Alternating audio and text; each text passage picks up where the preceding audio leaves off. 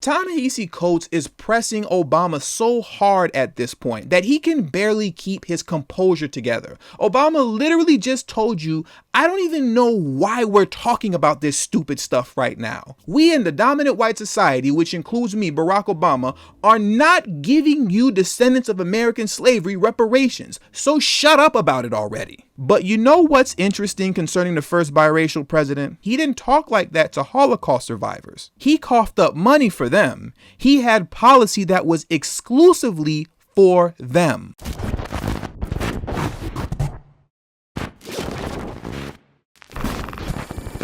Barack Obama's politics towards Black Americans were no different than any other president that came before him. He practiced benign neglect just like everyone else, but what was unique about Barack Obama is that this was the first time that we witnessed benign neglect practiced at the highest level of governance with a Black face on it. For 8 straight years, you watched a so-called Black president sign policy after policy after policy that specifically benefits all other groups exclusively. But when it came to Black Americans, he would refuse to address them directly with any policy that would be specifically made for them. Now, the reason I referred to Barack Obama a moment ago as a so-called Black president is because despite the fact that his outwardly appearance is that of a Black man, inwardly, as far as his frame of mind is concerning Black Americans in politics, he is at best on a good day a white liberal due to the fact that he was raised by a white family. Obama was born in Hawaii and moved to India when he was 6, being raised by his white mother and his Indian stepfather.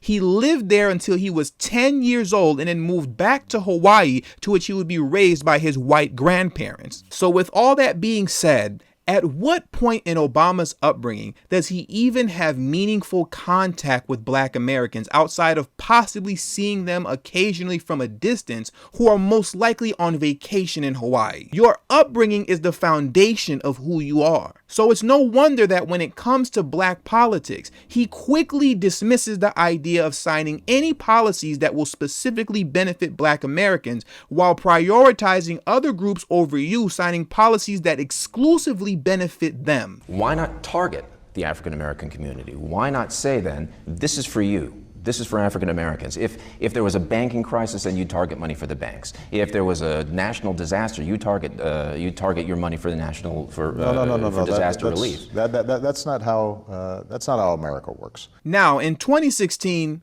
Obama did an interview with Ta-Nehisi Coates in which they spoke about reparations. And I'm going to give Ta-Nehisi Coates credit because he didn't let Barack Obama off the hook. Every time Obama replied with his usual condescending tone that he uses when he speaks to Black people about Black politics, every time he danced around reparations and gave a bunch of excuses for why it can't happen, Coates went right back at him. I want to read one of Obama's responses to Coates concerning reparations, to which he stated, "I'm not so optimistic as to think that you would ever be able to garner a majority of an American Congress that would make those kind of investments above and beyond the kind of investments that could be made in progressive programs for lifting up all people. So to restate it, I have much more confidence in my ability or any president or any leader's ability to mobilize the American people around a multi-year, multi-billion-dollar investment to help every child in poverty in this country than I am in being able to mobilize the country around providing a benefit specific to African Americans as a consequence of slavery and Jim Crow." Now we can debate the justness of that. Here goes Barack Obama being condescending. Now we can debate the justness of that, but I feel pretty confident in that assessment politically. And you know, I think that part of my optimism comes from the belief that we as a people could actually, regardless of all of the disadvantages of the past, regardless of the fact that a lot of other folks got a head start in the race, if we were able to make that race fair right now. Now at this point, Ta-Nehisi Coates cuts off Barack Obama with the rhetorical question saying, "You think we can catch up?" Because Coates knows that what Obama is saying is BS. And at this stage of the game, you're not catching up. Because what Obama is talking about implementing is more rising tides lift all ships programs that have been proven to be ineffective. And even Obama knows this because he carries on by saying, "Now are we going to have suddenly the same number of CEOs, billionaires, etc. as the white community in 10 years?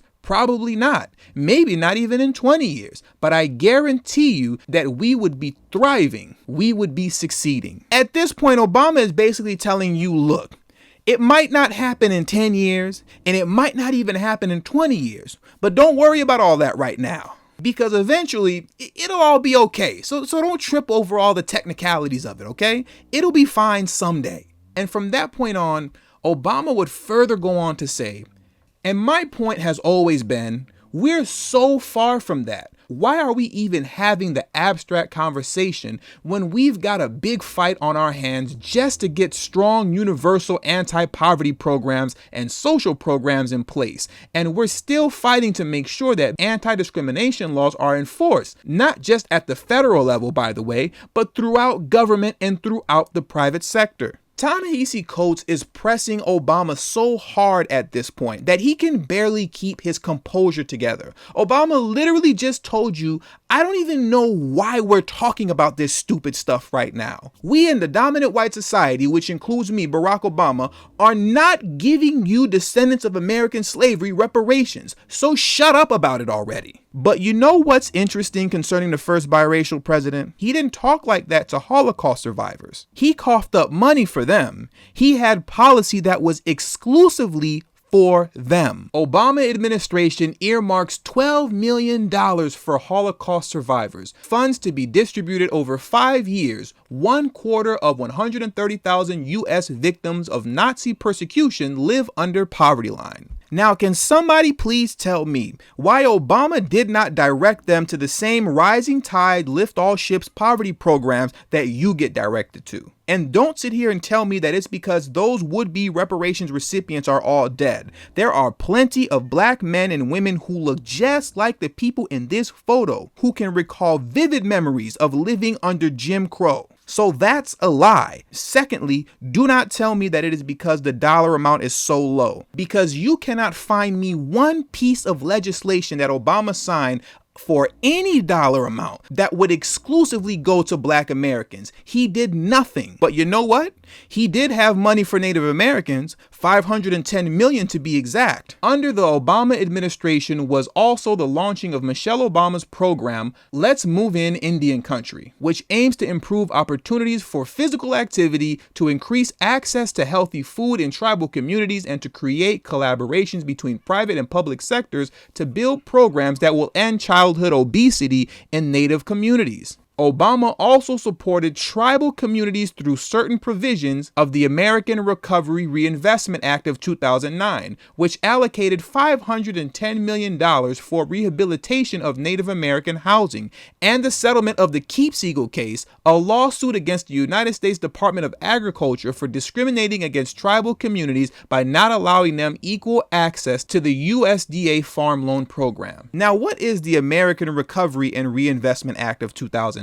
The American Recovery and Reinvestment Act of 2009 was a stimulus package enacted by the 111th U.S. Congress and signed into law by President Barack Obama in February of 2009. Developed in response to the Great Recession, the primary objective of this federal statute was to save existing jobs and create new ones as soon as possible. Other objectives were to provide temporary relief programs for those most affected by the recession and invest in infrastructure, education, health, and renewable energy. Now what I'm going to do is a little screen recording because I want to do an experiment, because this article right here gives you a full breakdown of where the money went for this program. So let's get into that right now. First, I'm going to type in black to see if we can find if they say anything about black people in this act. Let's see, BLACK, nothing. Let's try African American. Let's see, African American.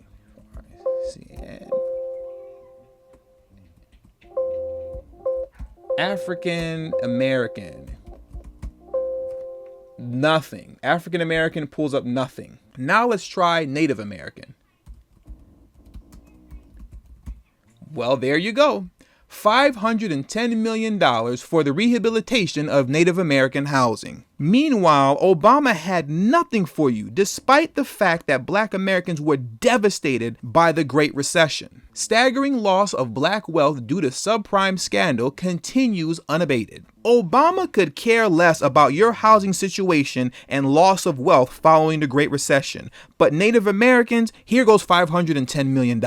Now, as we all obviously know, for immigrants, he had DACA, which is an executive order that is so ironclad that not even President Trump could get rid of it. And for the LGBTQ community, Obama signed all types of legislation. So with all this being said, stop letting people tell you that he did something for black people when he didn't. And stop letting people tell you that he couldn't do anything for black people, because for the first 2 years of his presidency, both the House and the Senate were controlled by the Democratic Party. Barack Obama literally could have done anything he wanted, and he did, just not for black people. So I say all of this to inevitably say this.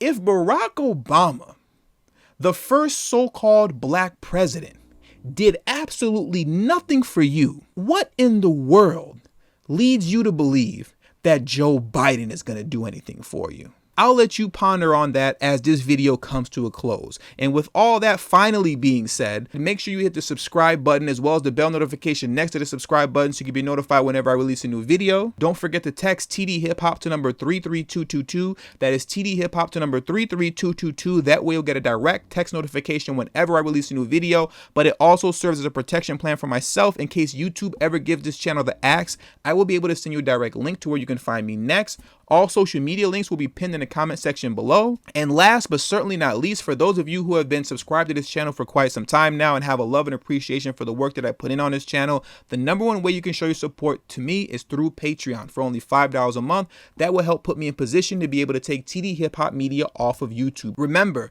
the goal is to grow independent of YouTube, not big on YouTube. Until the next video, peace.